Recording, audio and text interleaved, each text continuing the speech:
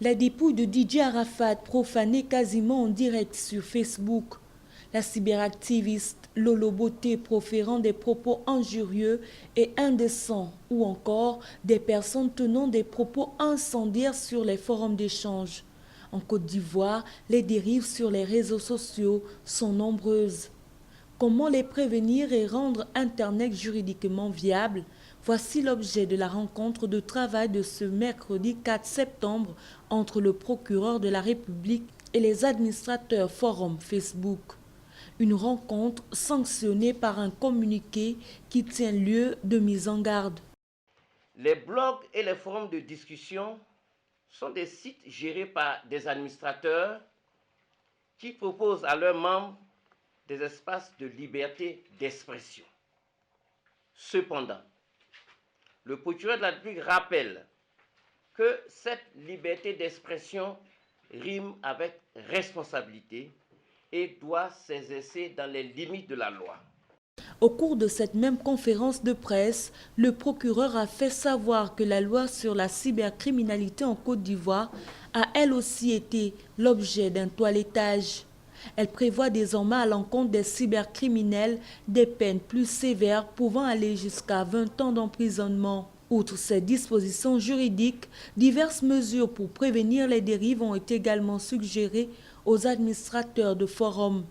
Il s'agit entre autres de l'identification complète de tous les membres des forums, de la traque et la radiation des délinquants et des cyberdélinquants et l'élaboration d'une charte d'utilisation à faire signer et respecter par les membres des dix forums. Un ensemble de mesures relativement bien accueillies par les populations. Bon, en fait, ce que le gouvernement a dit, je pense que c'est une bonne chose. Je pense que si le gouvernement pouvait taper dessus, vraiment on allait changer un peu parce qu'il y a trop de choses qui se racontent sur les réseaux sociaux et puis après ça crée encore d'autres problèmes. Les réseaux sociaux, Facebook, c'est fait pour des trucs précis, pas pour des rapports qui sont fausses et puis entraîner des cas qui vont en tout cas amener la population à faire du n'importe quoi. S'il y a un fait qui n'est pas normal, ça doit être puni par la loi. Il y a plusieurs illettrés qui sont sur Facebook aujourd'hui. Dès qu'ils voient quelque chose, ils cliquent. Dès qu'ils voient quelque chose, ils cliquent. Donc vraiment, il faudrait que la sensibilisation se fasse d'abord avant d'appliquer certaines lois.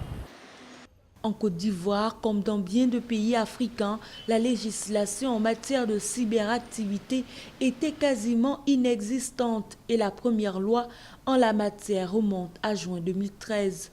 Dans le même ordre, du début de la phase de répression, une douzaine de personnes interpellées, soit pour leurs posts ou leurs propos sur les réseaux sociaux, ont été déférées devant le parquet d'Abidjan.